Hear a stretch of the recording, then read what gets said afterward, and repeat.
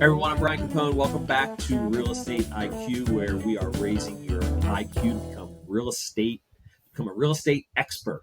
Today, I am lucky enough to have Joseph Carter from the Cooley Carter team, Berkshire Hathaway Home Services, a good friend and colleague, and a phenomenal realtor. Wow. Arguably better than me, but we won't go there for this segment. Today, we are going to talk about just what I call them Joe-isms. We can call them scripts. There's a lot of different ways we can phrase them, but just some things we say in the business that they're not salesy. They are not intended to quote unquote close a transaction, get a buyer, a seller, do something they don't want to do. They're just things that come up often that we find ourselves saying often to a buyer, a seller, a consumer, that really has implications as it relates to the transaction. So we'll get to that in a second. But Joe, I love you. Thank you for coming. Absolutely. Why I'm don't thrilled to you be give here. us? And that was a pretty incredible introduction. I'm happy it's being recorded. Oh yeah, there's some people are going to get a hold of this, and we're going to hear about this for quite some time, I imagine. Why don't you, as long as you want, 30 seconds, 3 minutes, give us the quick bio, whatever you want to say, don't say. We're all ears. Why don't you tell us a little bit about yourself? Oh, my quick bio. Okay. Yeah. Do 30 seconds. Or I've been 60. selling real estate for next November will be 20 years. So big milestone. Full-time agent, my sole source of income for the most part. Do this every day, all day. I work with both buyers and sellers. Love buyers. What else? What else can I tell you?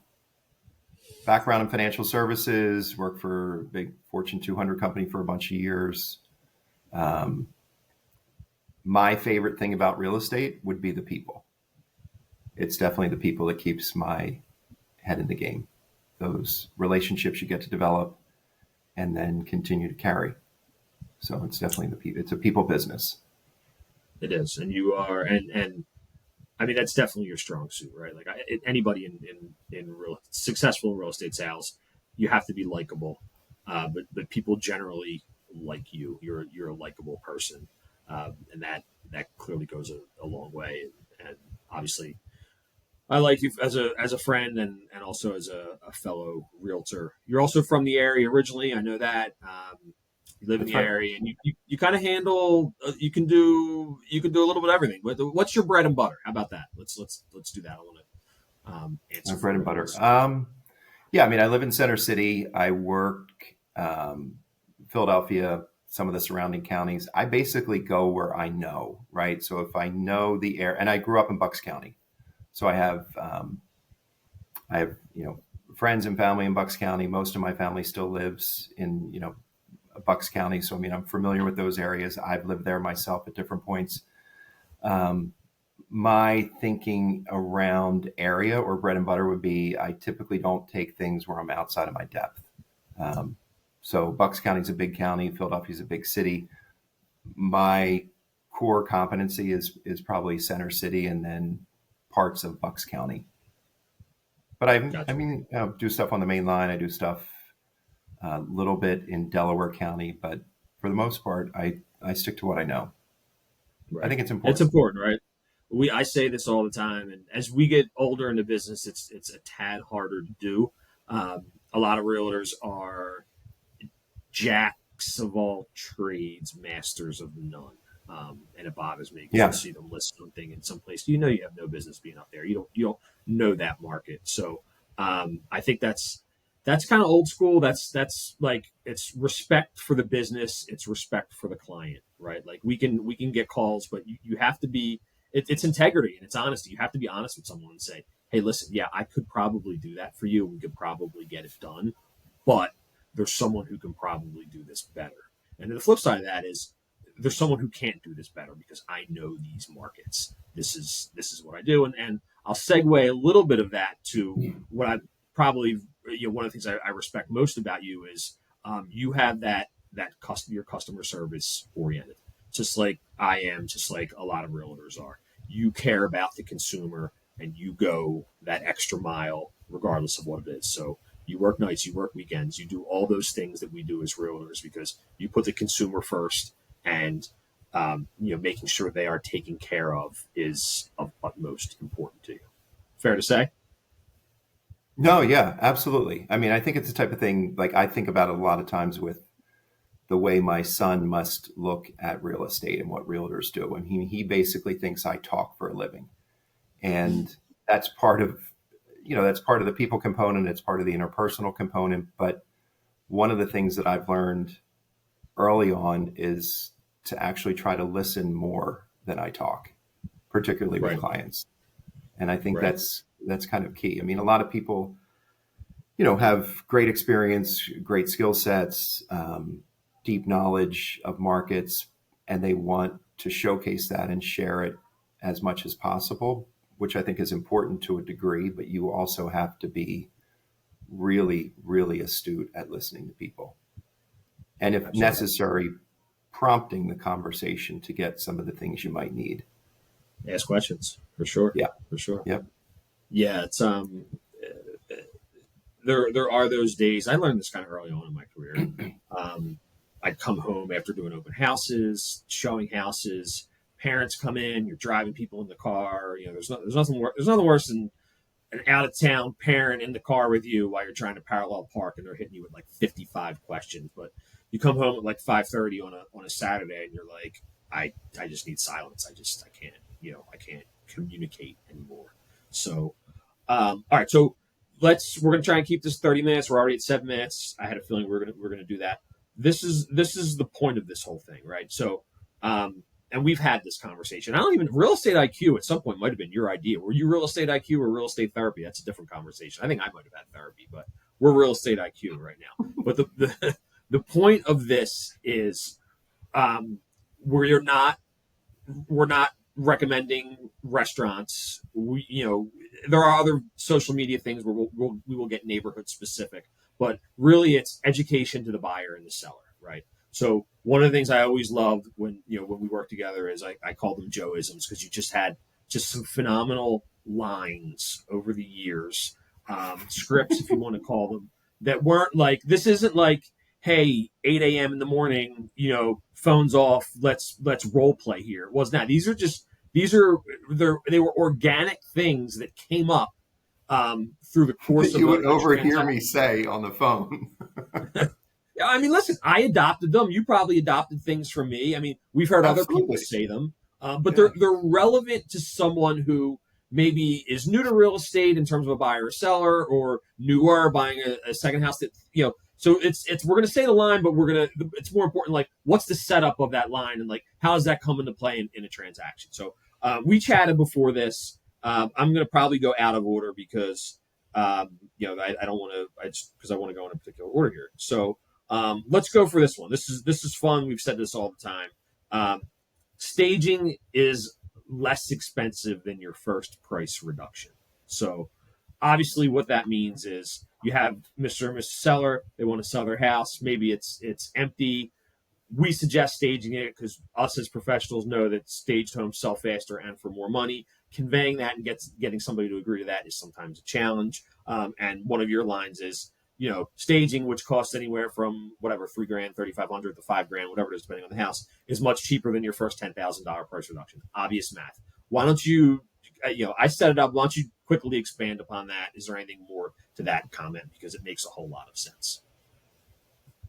Yeah, I mean, I think it's the context for that is typically around prepping the house or getting it into its best possible condition. And part of what I think is important for realtors to do is to let sellers know, like, part of my job is to showcase your house as strongly as it can be, right? And that happens very, very visually, right? It's real estate is still residential real estate for the most part. Owner occupied is still an emotional, there's emotional components to that. And I think staging goes along with that. It's important, I think, on so many levels, particularly in the market that we're in. Buyers don't necessarily have first time buyers or, different buyers don't necessarily have the additional resources to do certain things once they purchase. So sometimes it's aspirational, to create the sense of like, this is what this home can be. But yeah, I think staging is kind of critical, and it's you're spending someone else's money, which I don't ever do lightly. But I think if you can show them the benefit, it's going to present in its strongest possible fashion, and potentially it's going to sell faster, and it's going to sell at a higher price in some cases, or you're going to be really, really well positioned. My biggest goal with sellers in particular is to put them in a position of financial strength to negotiate, right? So it's part of a comprehensive conversation, but staging is kind of key. Yeah, it's we've both been in the situation where we can have buyers walk into the exact same property. One is staged and one is not. And 99% of the time, there is a more positive emotional reaction from the buyer to the staged property than the property that is not staged. It's very obvious, and yeah, obviously there's pricing involved with it, and it depends on the home, but at the end of the day, and yeah, and the point here is, yeah, you sell the house for $500,000 staged, or you sell it for 480 unstaged. The staging paid for itself plus some, right? It's cheaper than the first price reduction. So Well, we yeah, that like gets that. into the whole time versus money. I mean, you're potentially going to sell it faster. I look at it like buying a home is it's a huge decision, right? It's a big asset. It's a big purchase, like other purchases that people get. I mean, it's why car showrooms look the way they look, right? You go into a showroom in a car dealership, some of them are incredible. They look like hotel lobbies. You go into a jewelry store to buy a diamond. You're not going to, it's going to be a different experience buying it in a warehouse versus going into, Tiffany's on Walnut Street. Like it's part of that whole experience. Like it's part of that aspirational, and people are so visual, they're so visual. And that first showing happens online. So All is right, that so another that Joeism? good transition. All right, so that's the other one. First showing occurs online. Let's call it screen appeal versus curb appeal. And again, we're skewing obviously more towards the sellers, but why don't you elaborate on that as well? Because you could also do, I mean, that could also be virtual staging too, right? But why don't we elaborate on that a little bit as well? Yeah, I mean, I think it's that first in my mind, and typically what I'll tell sellers is we need to treat that appointment, that first in-person appointment, like a second showing, because the first showing really occurs online, and it's been happening for a while. But I think coming out of COVID, we've got consumers, the bar is set even higher, right? So if you think about it from the experience of the buyer, so they've seen the property online, they've seen, upwards of 75 or more pictures, high definition, high quality pictures. They've taken a virtual tour through the property. They've looked at a 2D floor plan. They've driven down your street through Google Earth.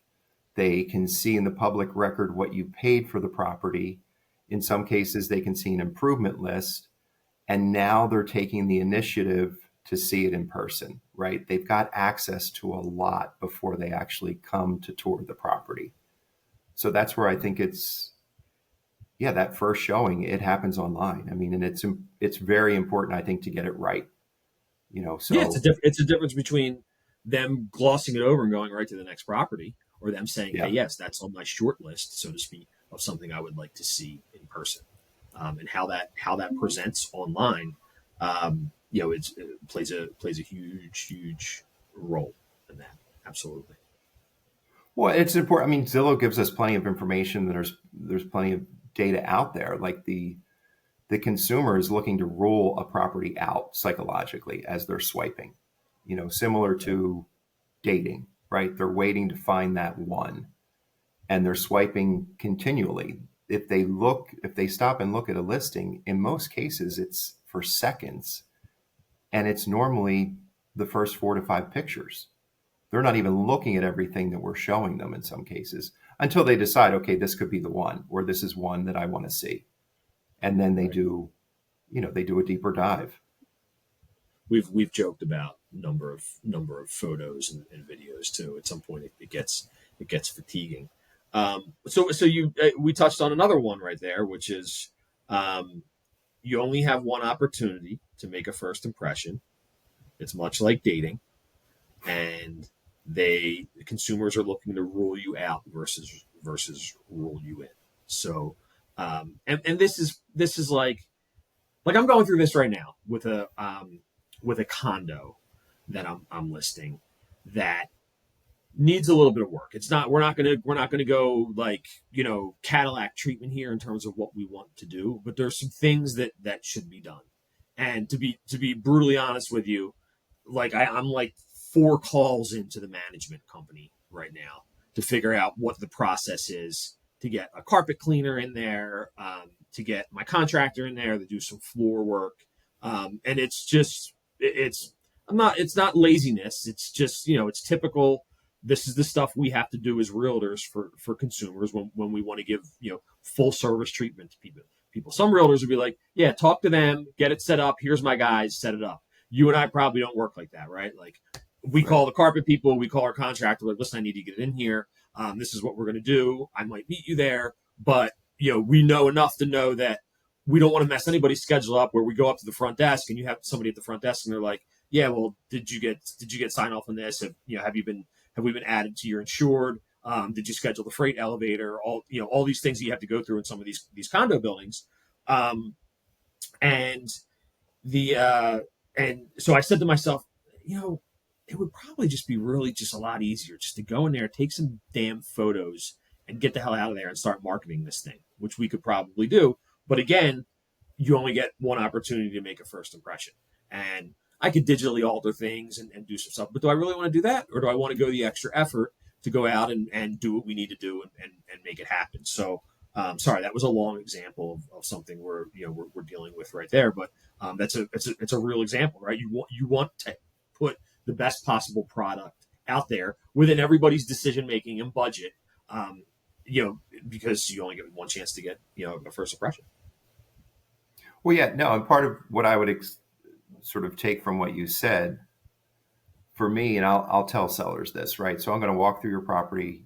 Ideally, I'm going to walk through it. If I didn't sell it to you, I'm going to walk through it, somewhat carefully. And then I'm going to give you a list of things that I think we should consider doing. It's going to be a long list. You don't have to do anything because it's your asset, right? It's your property. Right. The sellers that typically do 80% or more on the list do better in the market. And I'll tell sellers, you tell me what your capacity, what your appetite is. I'm going to force rank it. So the things that are at the top, they're the most important. And if we can get the entire list, that's kind of a home run. But yet, part of that comes into play where sometimes sellers, their timeline is, I want to go on the market. I want to go on the market tomorrow. And to me, I would rather say, you know what, we might need to take a minute or we might need to take an extra day or two, but it's going to be worth it to get it right. Because Sure. having the painter come in after the media company leaves doesn't serve any of us well because I've already started, promoting it. Yeah, it goes out to so many third-party websites, and then that's all got to be updated after the fact. So it's key. I mean, I think it's one of those really important things. Get it right first, because like we were talking about before, psychologically, people are ruling it out. So staging it after 6 months, they've already ruled it out. We need to do it now. Right. Right. I usually tell people, I say, like, this isn't a dictatorship on my end. Like when I meet with a seller, it's not a dictatorship. So like, here's the preferred list, right? Like, but we don't have to do any of these if we don't want to, right? Like, but yeah, we rank them. And I think, to get specific to our the current market, depending on where the property is, in the past, I would be pleased with, let's just say 50% of that list, right? Or 60% of that list if we can get the obvious stuff done. But in this market, it's even more important, depending on the property, that, yeah, 70, 80, 90% of that list gets done. But I usually tier it. Like, I'm like, you want the Cadillac, or, you want the Honda Civic version, or, whatever it is, I'll do it. But yeah, it's, having that conversation and force ranking them is pretty important. And then obviously, working with somebody who has resources of people who are reliable, inexpensive, and timely is helpful as well, because they're leaning on us for those vendors as well.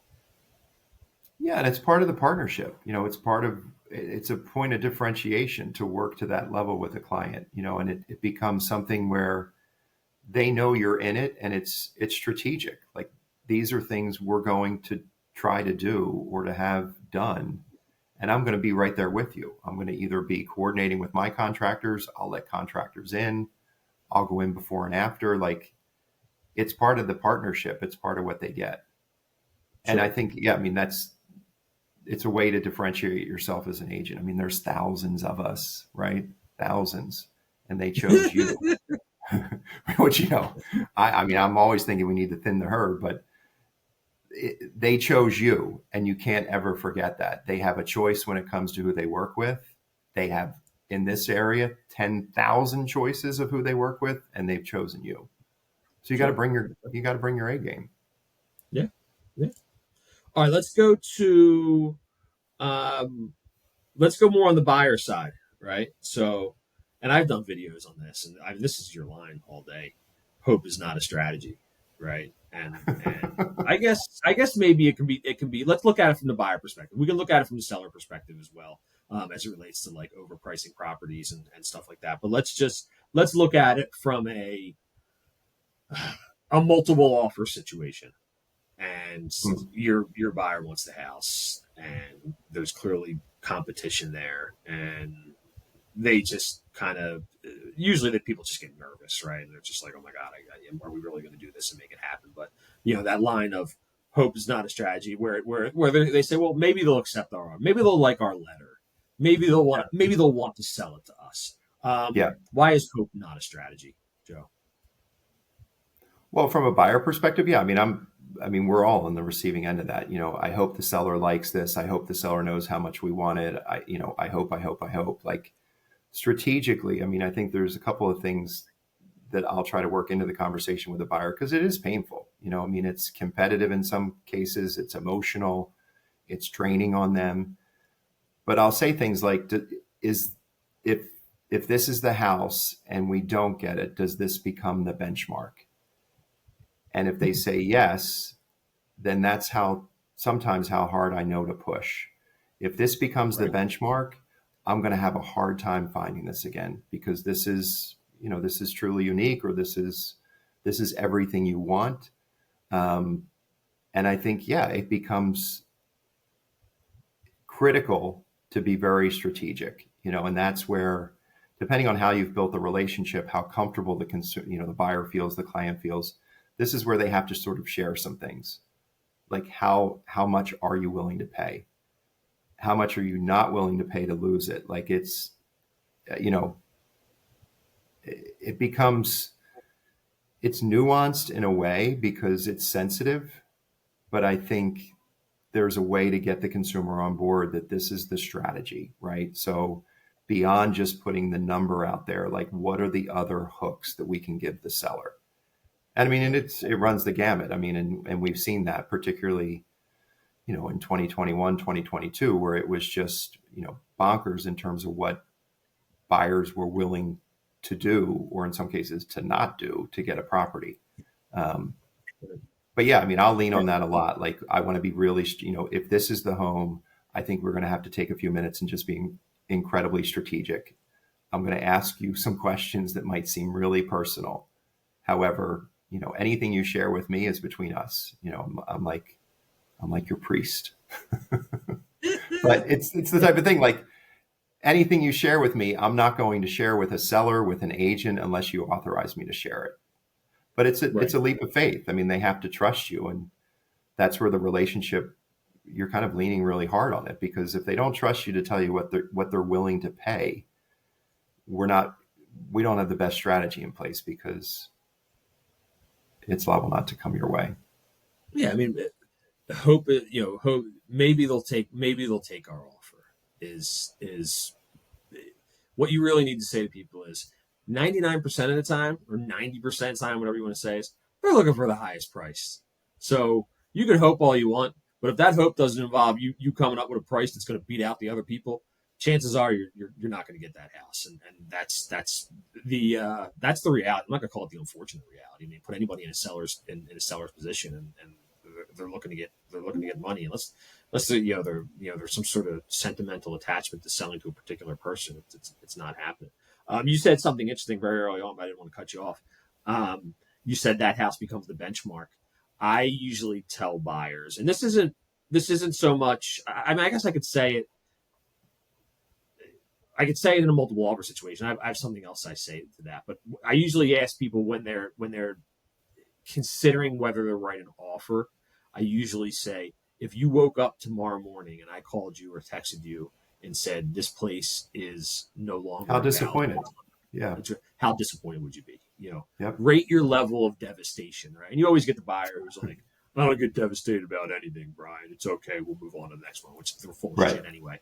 But that's usually something I try to get them to give me a scale of 1 to 10 or whatever. Which some people are so wishy-washy they're going to tell you 5 all day any day. But other people are genuine and are like, yeah, I'd be pretty disappointed. And that's where you usually say, all right, well, that's a further conversation we should be having, right?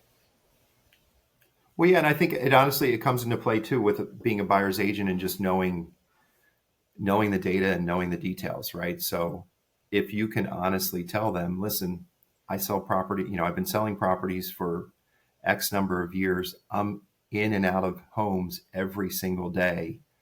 I've sold on this block. I've sold in this neighborhood. This isn't going to come along again anytime soon. And if you can say that with confidence and really mean it, that usually helps. I mean, I think buyers appreciate that if they're trusting what you're saying. Right. Yeah.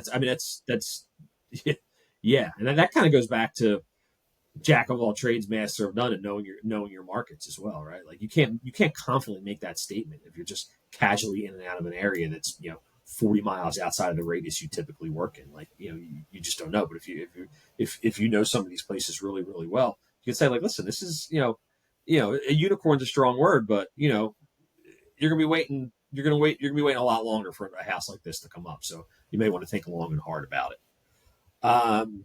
All right, so everything I have here is more skewed onto the seller's side.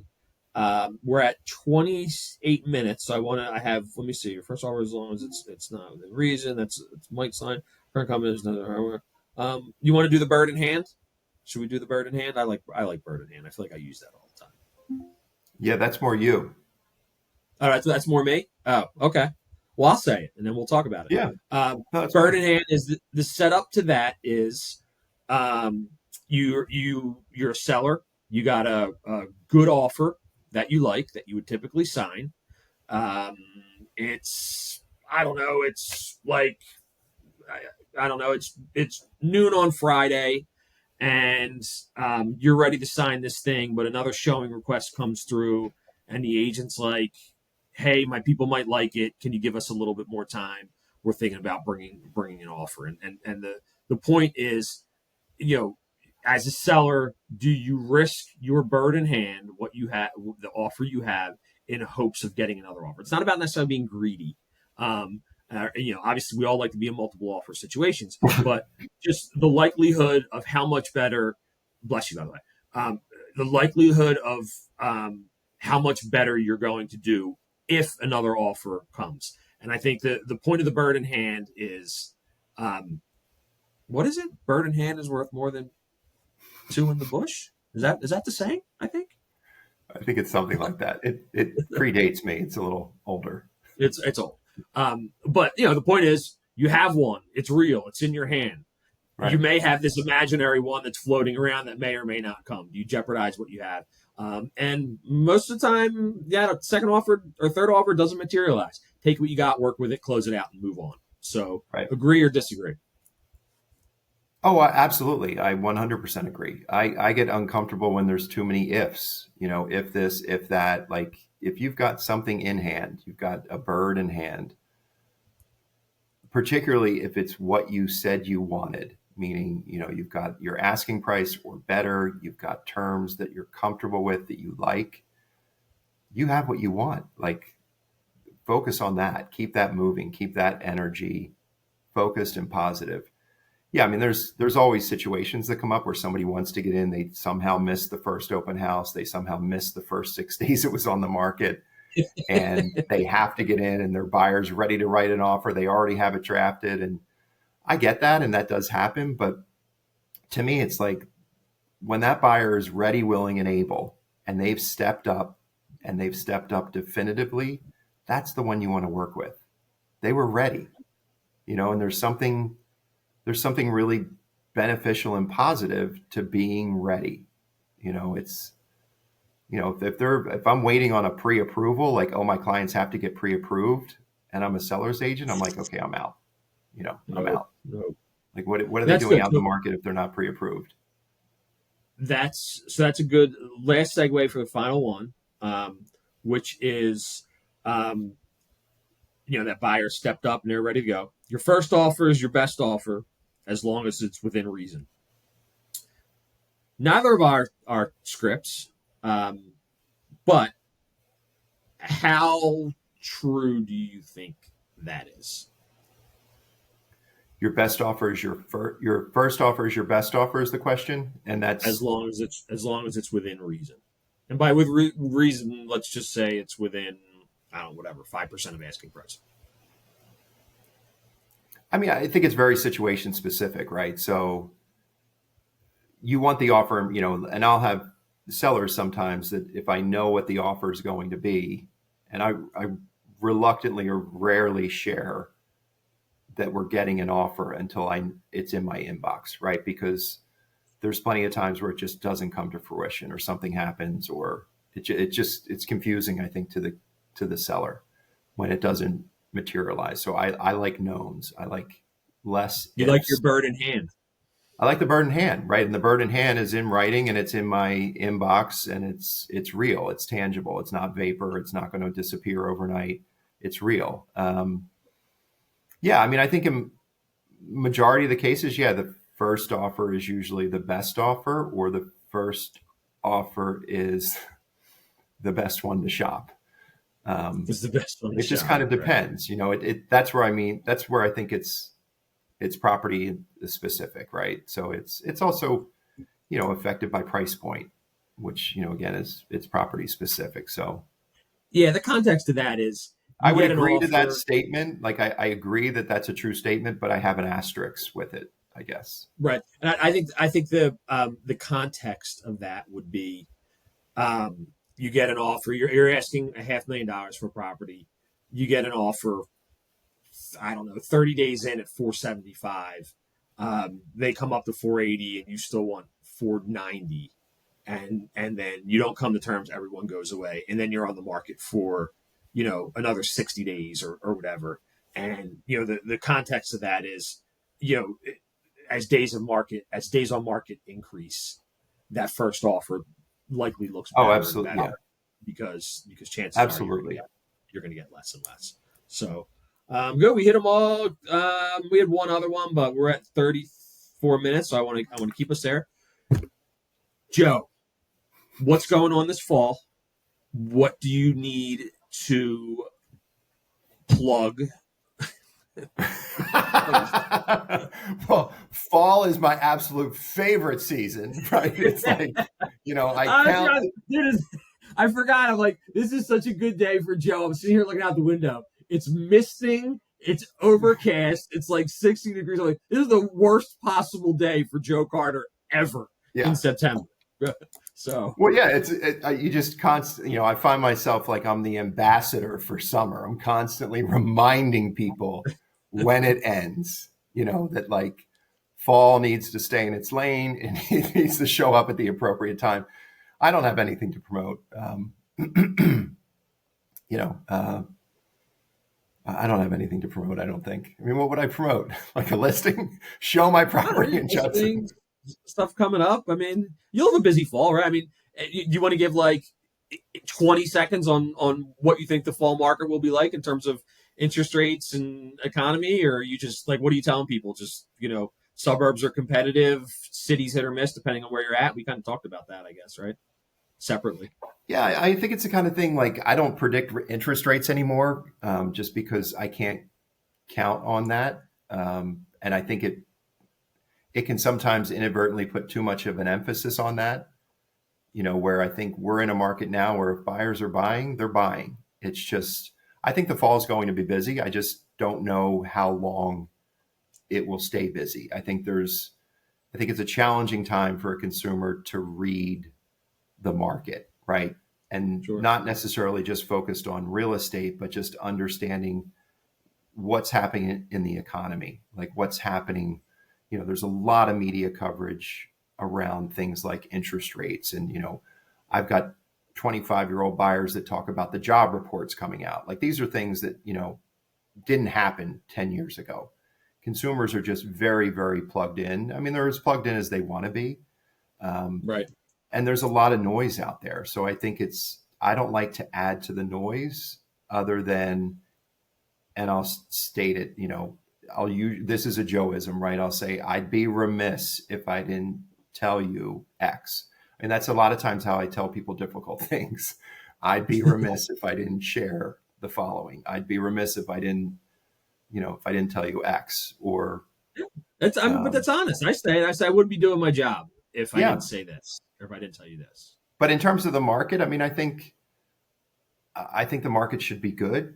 I think it remains to be seen. I think you have to be prepared almost for anything. I feel like my listing pipeline is in a nice place. I feel like the market's responding positively to the price points that I've put on certain properties, with sellers. But you just never know, and we're in terms of my young life, we're in a period where it's just a lot of unpredictability, Yeah. a lot of Yeah. I do. unpredictability.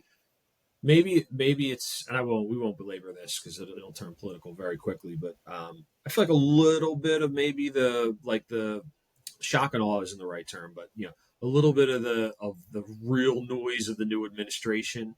It hasn't faded; it's still there. Someone could say it's even worse, but I feel like we've kind of, as a public, we're like, all right, we know what we're in for right now. So Gary Keller said soft, I think, until the last quarter of 2026.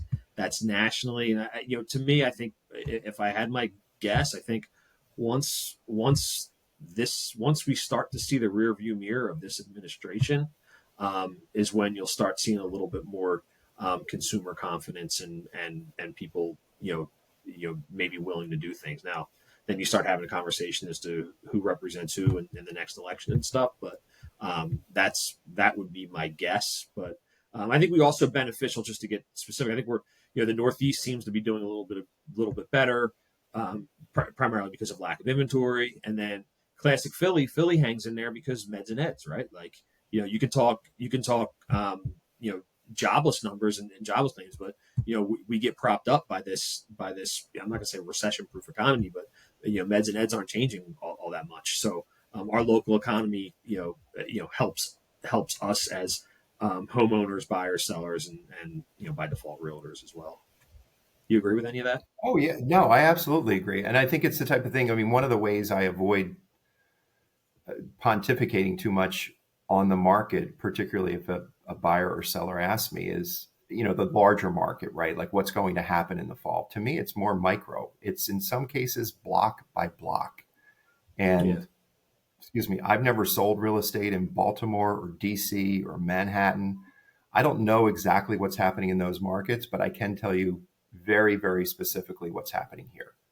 And I think sure. that's a way that I try to steer the conversation away from, you can't, part of why we're able, I think consumers have become desensitized to the disruptions, right? Because there's been a lot of disruptions since January. And I think we've just we've become a little bit more conditioned, 6, 7, 8 months now, where it's like, okay, this is going to continue. It's, there's going to be volatility. There's going to be, ups and downs, and it just becomes the norm. But Right. yeah, in terms of talking about the market, I mean, just I'm inundated with stuff. People telling me constantly what's going to happen in the market, in terms of experts and industry leaders. And I'm not saying they don't know what they're talking about. I mean, they obviously do, but I need to take that information away and make it work for me, and make it work for me specifically in my marketplace. So Sure.